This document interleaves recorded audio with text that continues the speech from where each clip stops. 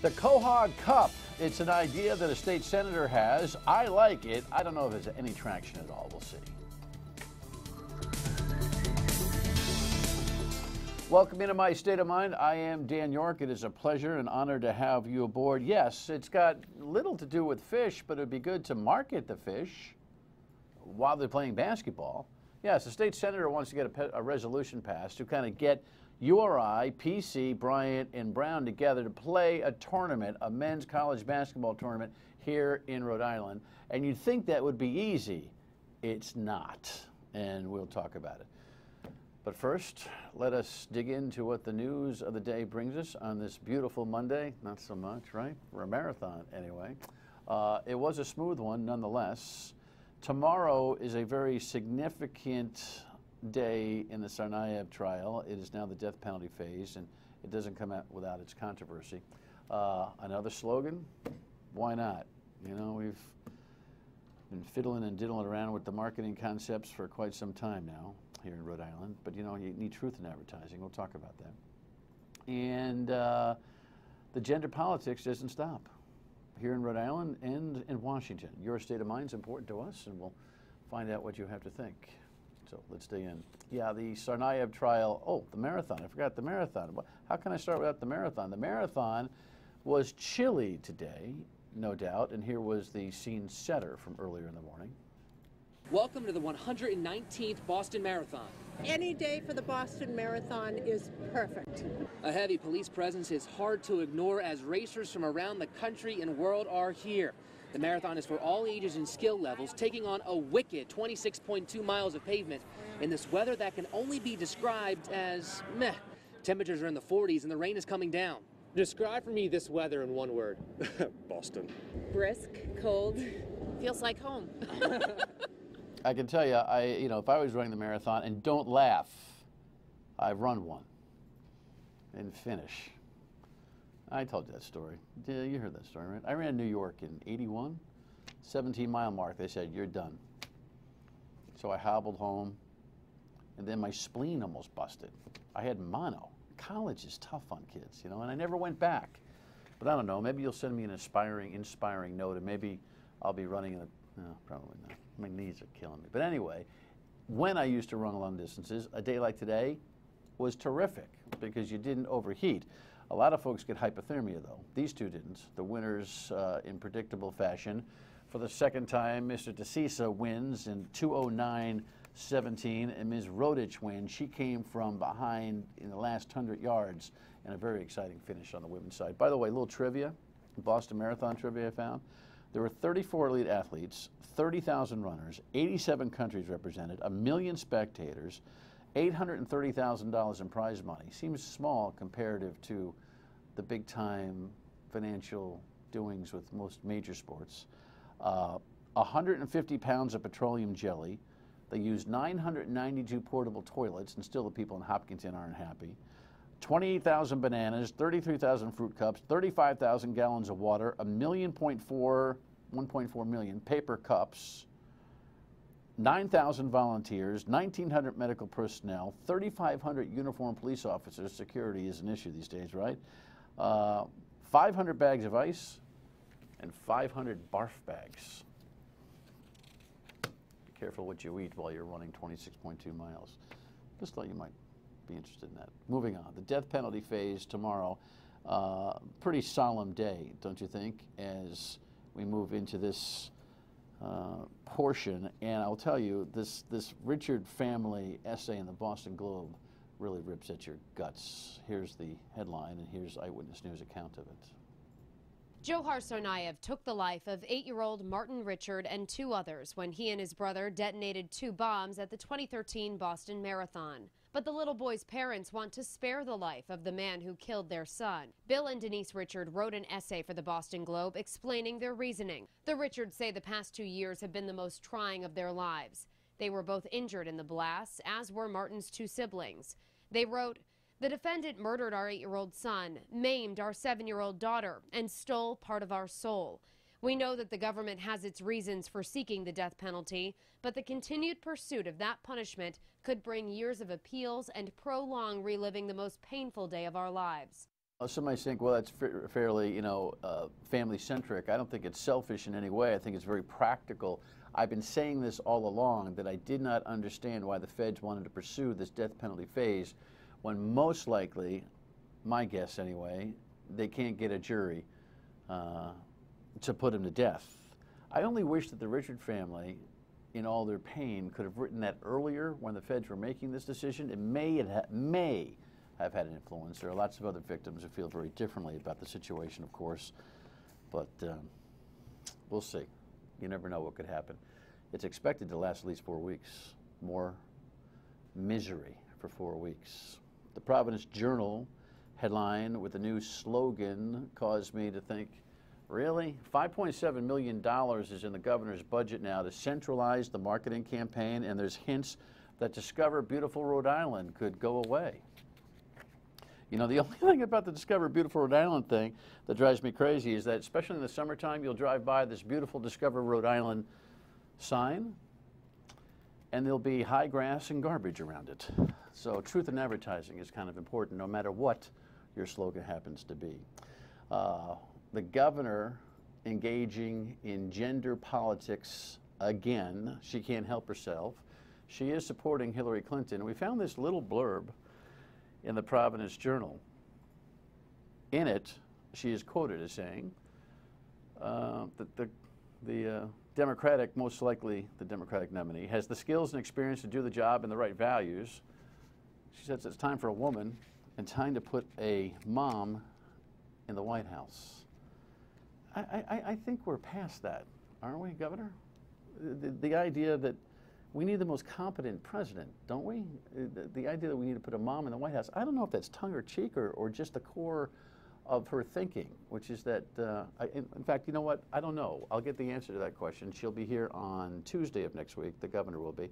That would be April 28th, next Tuesday. So make a note and put that on your schedule. Your state of mind is important to us. Just dial us at 228-1886 and leave us a voicemail, email, stateofmind@myiTV.com, Facebook post, tweet, Dan York Show, YORKE. Here are a couple thoughts from the viewers. Some just enjoyed the Friday night broadcasts. You know, on Fridays now we're kind of spreading it out with multiple guests and trying to see if we can't do some audio essays on important matters. The Armenian genocide was the conversation on Friday, and if you did not see it, you can see every show that we do on foxprovidence.com, and they're there in perpetuity, so you can link them out. You can review them if you want, if you missed something on the show.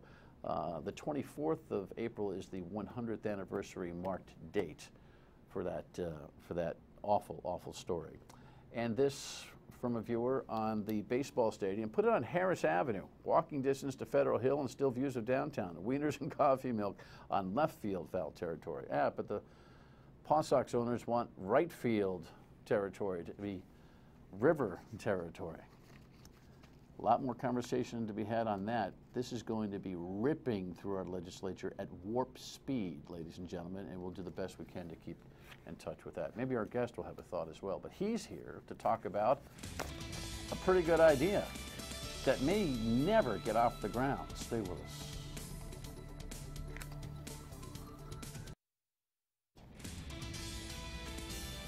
Welcome back in. Check out this headline. It's been a while since it was published. In fact, I think it was a couple of months ago at least. State Senate embraces idea of InState Tourney. And the guy that was going to put a resolution together and has, I think, in the state Senate is Bill Conley, the state senator from East Providence. Well, when did this story first come out? Welcome, by the way. Nice to see you. Welcome. Thank you for inviting me. When did this first come out? Well, I don't even have a date on this thing, do we? Actually, the first story came out in December. Right, okay. And when Kevin McNamara wrote about it, I found it to be a really intriguing and a great idea.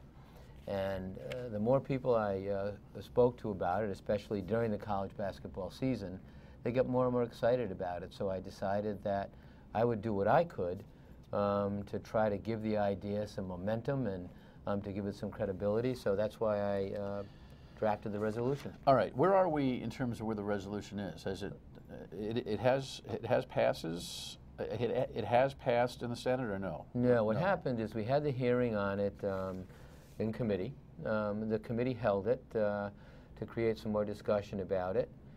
Since that time, I've had an opportunity to talk to a lot of my Senate colleagues who I've gotten a lot of positive feedback from. I've gotten a lot of positive feedback from people all over Rhode Island, and the Senate President has been gracious enough to set up a meeting with the athletic directors from the four schools next week. So we're looking forward to that opportunity to discuss it with them, yes. Well, that ought to be, I'd like to be a fly on the wall in that conversation. As some of you might know, I'm the public address announcer at the Ryan Center for the URI program, and fairly close to that program. Follow the college basketball scene very closely. So I have had more than one casual conversation with the basketball personnel about why Bryant and Brown and URI and PC don't play in a holiday tournament or some designated preseason tournament of some kind to bring everybody together.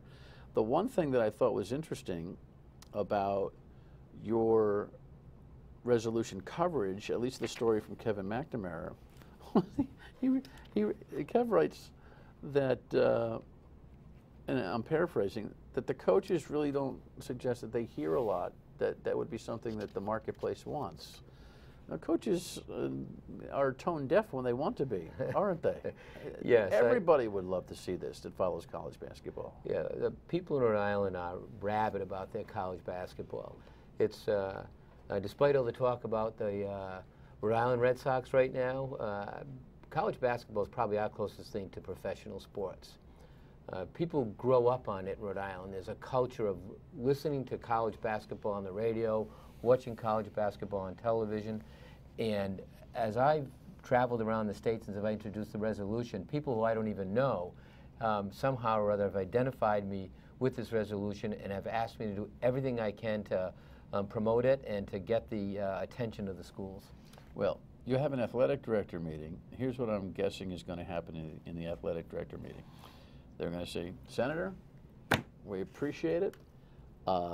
Let's explain to you how these games get scheduled. We have nothing to do with it. And it's true. The coaches themselves, obviously the athletic directors help to guide the deal.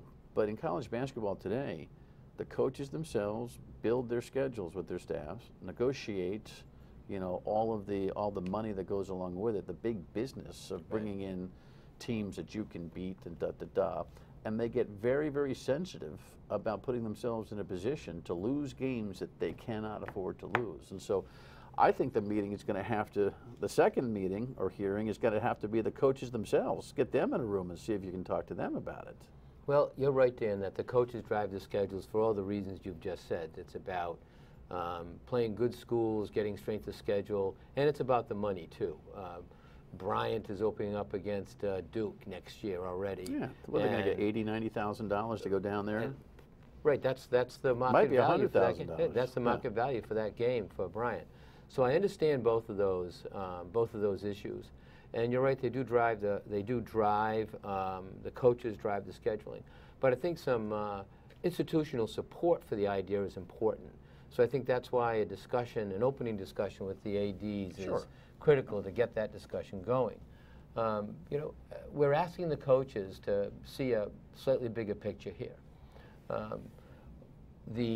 Those kinds of tournaments, as you know, for instance, in Thanksgiving, the college basketball season opens up with tournaments all over the country. Brown went to Las Vegas last year, for instance. So those kinds of tournaments do create regional and national interest for the programs, no matter where they play them. Right. In addition to that, there are the TV money that goes along with those tournaments that they'll get no matter where they play them. In addition to that, looking at what it can do for the state of Rhode Island. We've had a lot of talk, I know that you mentioned it a few moments ago, about a new slogan. We've had a lot of talk about creating and branding Rhode Island on a statewide basis. This should be a part of that. I mean, it's an opportunity for all of our colleges to be introduced to the nation and the region. And also, there's a part of this, too, that will help our own high school kids identify with those schools, build a culture that Rhode Island is in their future. So it does a lot of that as well.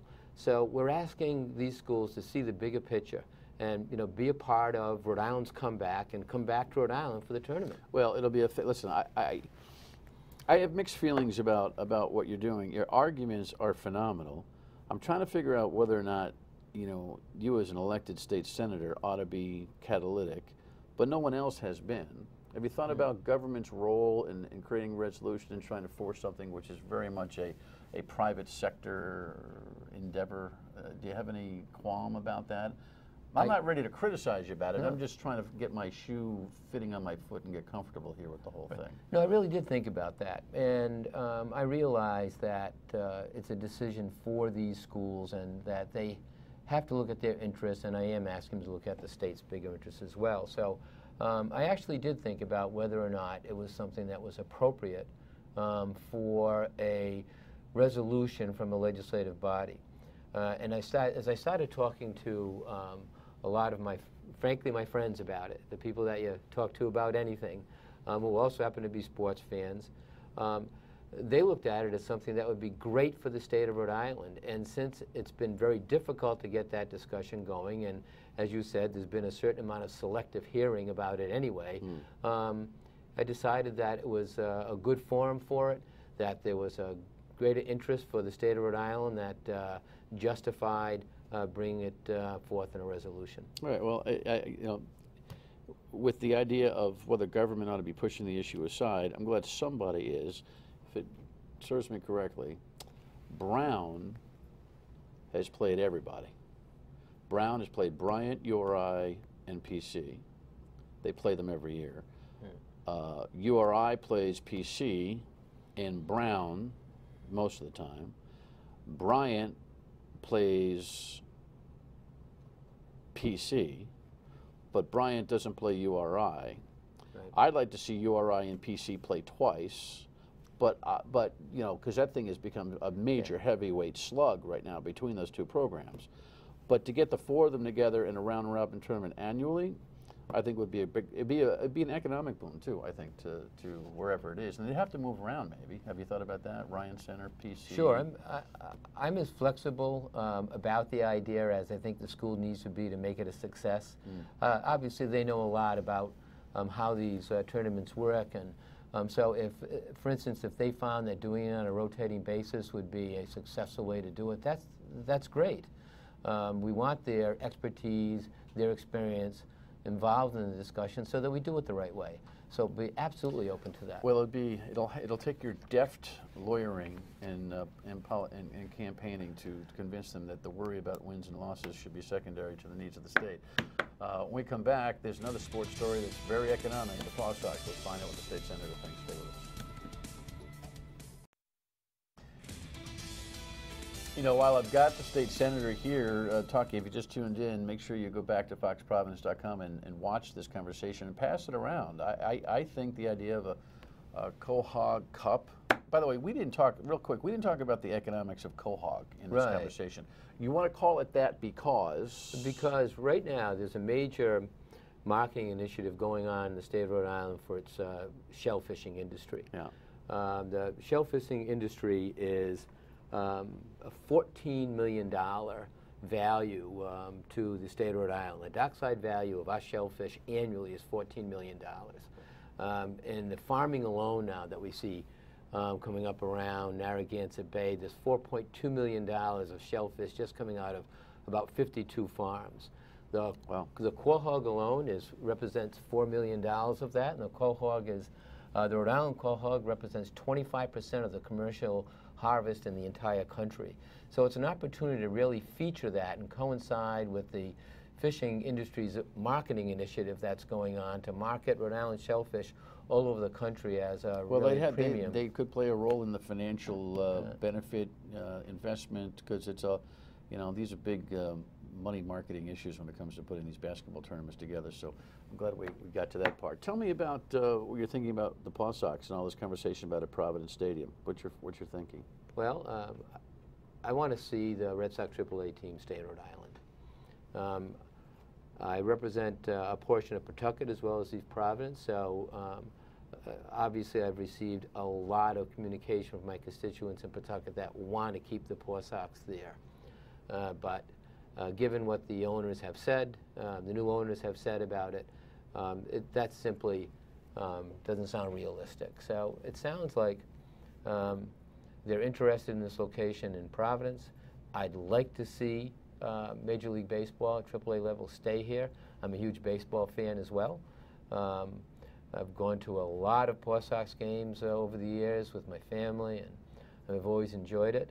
But I think we have to do it in a way that makes financial sense for the state of Rhode Island. Well, what do you think about this ask, is Jim Skeffington? I mean, right now it's just conversation, and I'm a little confused as to where the hierarchy of approvals and protocols is going to come from. I think the governor is going to have a good hand in constructing a deal that will be presented to the legislature. I'm not sure whether the 195 Commission is going to be the end stop, whether the Commerce RI group is going to be the end stop. It's whether the city of Providence is going to have a significant role. Obviously, it has to. This is kind of uncharted territory when it comes to getting this thing approved. But the ask right now, at least the first public offer, is you pay us, we'll build the stadium for $85 million. You give us the land tax-free, fee-free and tax-free, and then the state leases $5 million from us, so we return a lease back for $1 million. So it's a net $4 million cash flow. You and I right now, without having, I'm sure you're substantial. I'm not so, but maybe, I don't know. But you and I, Conley, York could go build an $85 million stadium with a guaranteed state cash flow of $4 million to service the debt. Right. So I'm trying to figure out where their big risk is. It seems to me there isn't one. Yeah, I don't disagree with that at all, Dan. I think the ask is huge. Yeah. I very much want to, as I said earlier a moment ago, I want to see baseball here, but that's a huge ask. Can the state find creative and innovative ways to assist keeping the baseball here and even building the stadium in Providence? I'm sure we can. I thought subsidy would be land-free, tax-free. I can live with that. Yeah. But then, and here's an additional cash flow to service your debt. I mean, between the naming rights and the concessions and the business and the concerts and the Red Sox branding and all that profit chance, this is one big winner for them. Right. I mean, if you want to be our partner, if you want the people of the state of Rhode Island to be a partner in that kind of a project, then it's got to be fair to the people of Rhode Island. Right now, financially, that does not make sense for the people of the state of Rhode Island. What's your projection? Would this deal, as it's been offered, at least initially, pass the legislature? I would think it'd be very difficult given the current ask. I don't expect the ask to stay as it is. It's not uncommon when negotiations start over anything, right, big or small, that each side starts at extremes and tries to work towards a middle, moderate approach that works. I hope we get there. But in order to get there, it's got to be something, frankly, that is not being subsidized at taxpayer expense in the way that it is now. Yeah. This is not just subsidy. This is financing. Yeah, this is financing, and as you said, I think it's very accurate. It takes the risk out for the developer. Every developer, you want to be my partner, you have to share in the risk. All right, come back someday. We'll talk about the Ethics Commission, a gig you know a lot. We're out of time. Sure. But thank you very much. And we'll keep in touch with the Quahog Cub. Thank you very much, James. State Senator Bill Conley. Last thought when we come back.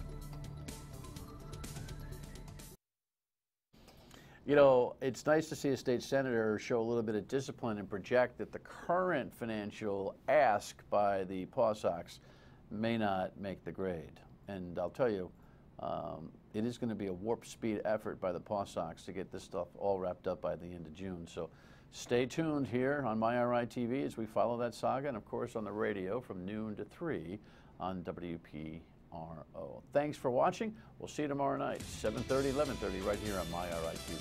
Good night.